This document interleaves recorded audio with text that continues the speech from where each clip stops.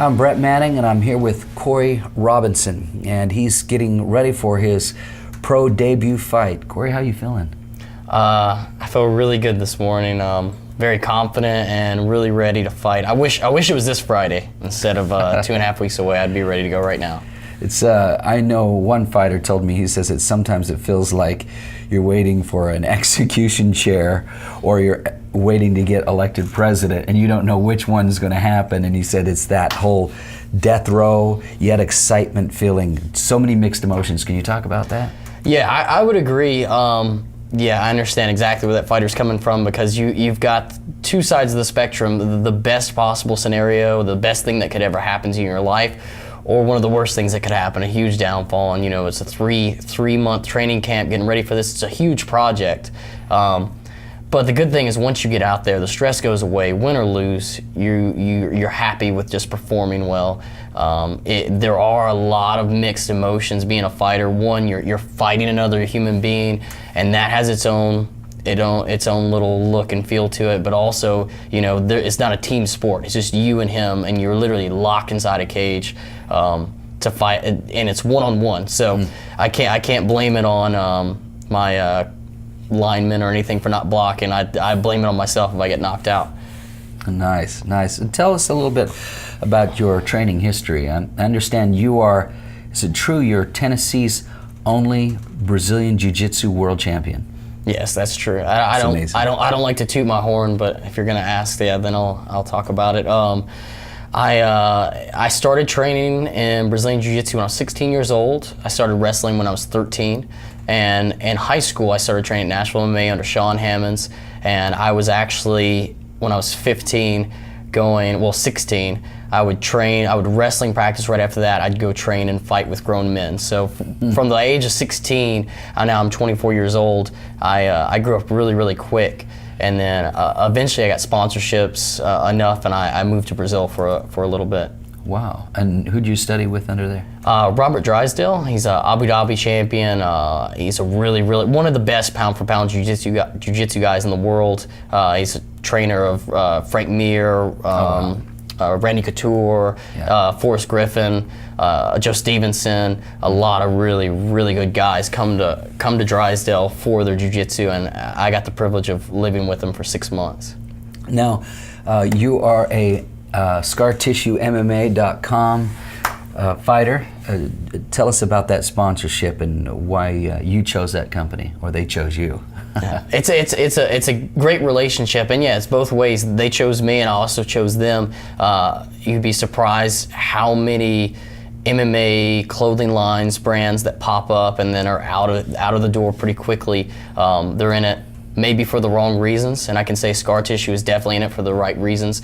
They're trying to go away from, one of the reasons I like them is they're trying to go away from the kind of the brutality, and what we're trying to do is make this seem more like a sport, because it is a professional sport. It takes so much training, and that's the way that ScarTissue looks at it, and that's the way that they treat their athletes. That's the way they treat me. So that's really why I enjoy working with them, and the gear is pretty cool too. It's not too bad.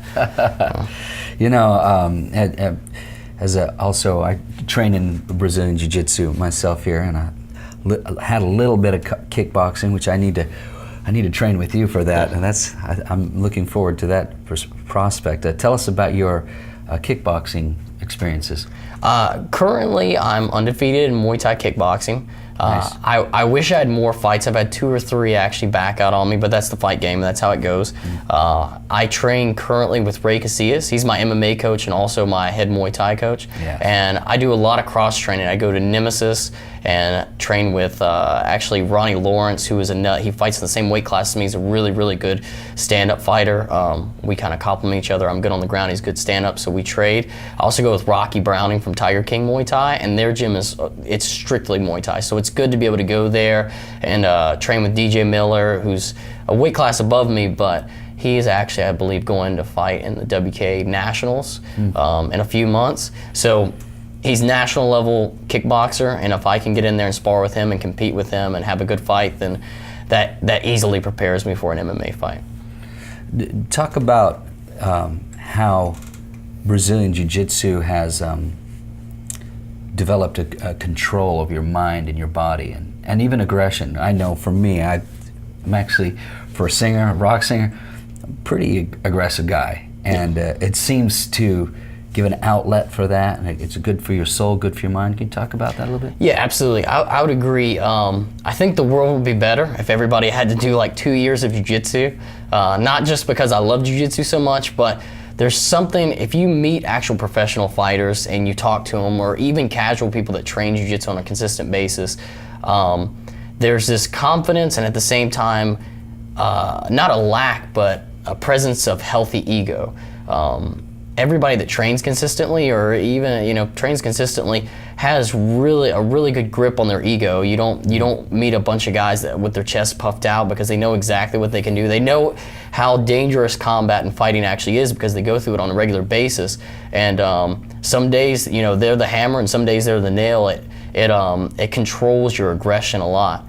The aggression side too is, I'm not naturally an aggressive person. I do this more for the sport, but I know a lot of friends and a lot of fellow fighters that did come from an aggressional background, and something about getting in there 4 or 5 days a week and doing it curbs that appetite. I mean, I think most men, though, we have testosterone running through our veins. It's natural, and it's in our instincts to physically compete or want to physically fight. So that curbs that, and it takes it away. You won't ever see me in a bar fighting, or you probably won't see a jiu-jitsu guy fighting in a bar anytime soon. Have you or any of you, the guys you trained with, ever ran into conflicts, and how did you deal with those conflicts? Before, in my past, I worked security I've worked security for 3 or 4 years. I don't do it now because I wanted to get away from all of that, physical altercations. I've actually been able to control myself really, really well, even with physical, when someone puts their hands on me. Luckily, jiu-jitsu is a really good martial art that you can subdue somebody, you can stop them without actually hitting them, without actually putting a bruise on them. If someone doesn't know jiu-jitsu, in theory, I could hold them down and give them a wet willy or something, even if it's a huge guy. And I won't get in trouble, I won't get arrested and all these things, and it's important in modern day society.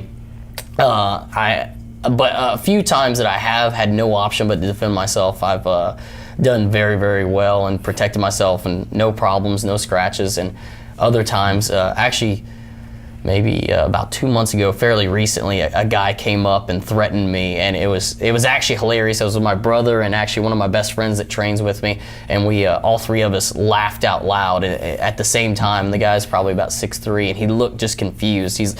Why is this little? Because he came up and he's like, hey.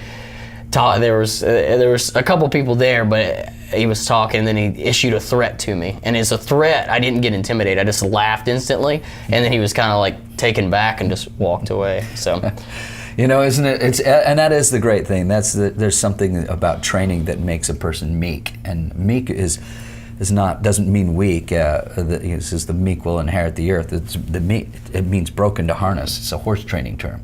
So you got this meekness about you. Meekness is like when I meet Ray Casillas, he shakes my hand like this. And it's just, how he is. It's ominous, because he's like, I know this guy can crush me. And so he's he puts his hands on you like that. It's like the jiu-jitsu guys are so soft, and they're not grabbing you, some athletes. And it's kind of the ScarTissue MMA thing. Is like the hardest part is showing up. That's the hardest part. It's about an internal training yourself, it's subduing yourself. And you talk about showing up to training and the nerves about showing up for the fight. Yeah, absolutely. That's another. Yeah, that motto, one, translates to life perfectly, but translates to a fight. I mean, they have it. They have the feeling of a fight and a feeling of training bottled up in a quick little slogan. Because I started training for this fight about 3 months ago. So any type of project that you're working on, I do 2 or 3 practices a day, 6 days a week. Saturdays I only do 2. It's my easy day. Sunday I get to rest. It's the day of rest. Good. But you're thinking a 3-month project that you're working on for 6 to 7 hours physically, not just mentally. Now we put 2 or 3 more hours a day on watching tape, etc. But you're thinking of all this physical exertion. The hardest part, actually, when you get to the fight is usually much easier than the training. the training is the hard part. 3 months of consistent training, and you are dealing with a room full of testosterone with all these guys fighting. We are actually fighting each other, even though we are very calm and we're nice to each other, we're teammates. You're trying to deal with all these emotions and all these different things. If you go into the gym, you have a really bad night, you can't let that phase you. Maybe you got kicked in the head one night, and you have to say, man, if that was in the fight, that could knock me out. So you have to be able to wipe that out of your memory, remember it, use it productively for the next practice, but then you have to be able to move on. And the same thing goes for a really positive day. You're having a great day, you need to be able to put that in your mental bank, chalk it up, give yourself some confidence. But lots of guys, they start doing good with their training partners, and then they start skipping practices. They're like, oh man, I'm feeling good. I'm the best guy in the gym. I'm the best guy in the gym. Being the best guy in the gym doesn't matter, because this guy has no respect for you like the other people. The other people are tired. He's training really, really hard too.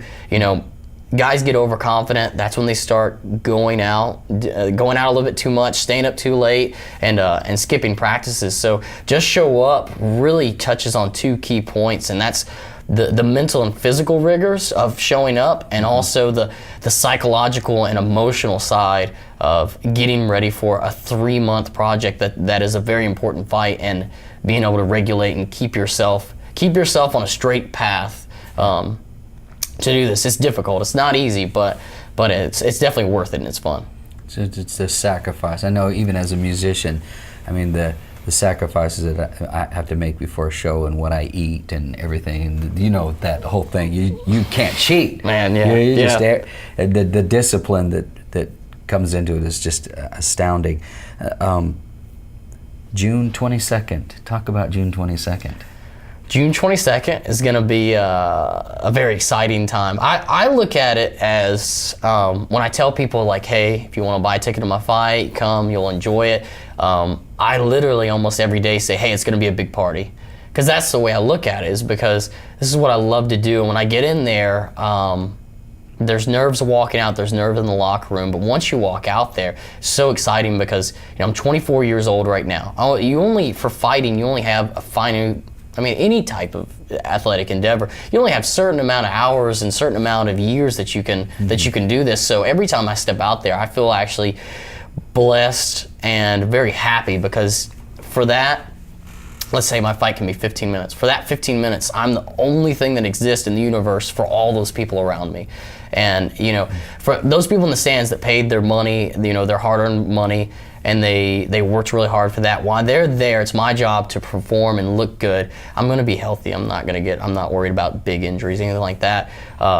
But I really tell people it's going to be a party. It's going to be exciting. If you would like to come, you're interested, June 22nd, Municipal Auditorium, please come. It's going to be a party. I will put on a great show. Right after the fight, I will come out to the stands and meet and greet, shake everybody's hand, and sign autographs. But that's what I say. It's a big party. I look at it as, when I go out there, I'm glowing, I'm smiling, this is happy. I'm not going out there with my fist clenched, angry, thinking it's the end of the world, because man, I'm getting paid to do what I love to do. So yeah, to me, watching people compete is a lot like just watching a basketball game. It's watching 2 professional athletes do what they do, and we don't hate our opponent. We show up to defeat him. Yeah, yeah, absolutely. And at the very end, and if you get defeated, you lose graciously, and you win graciously. Mm-hmm. So June 22nd, Music City Mayhem, put on by the XFC at the Municipal Auditorium here in Nashville. Cory will be fighting Michael Graham, the Natural. We'll see how that turns out. I think that if I'm a betting man, I'm putting my money on you, my brother. Thank you. Thanks. I'm just going to ask you, just show up.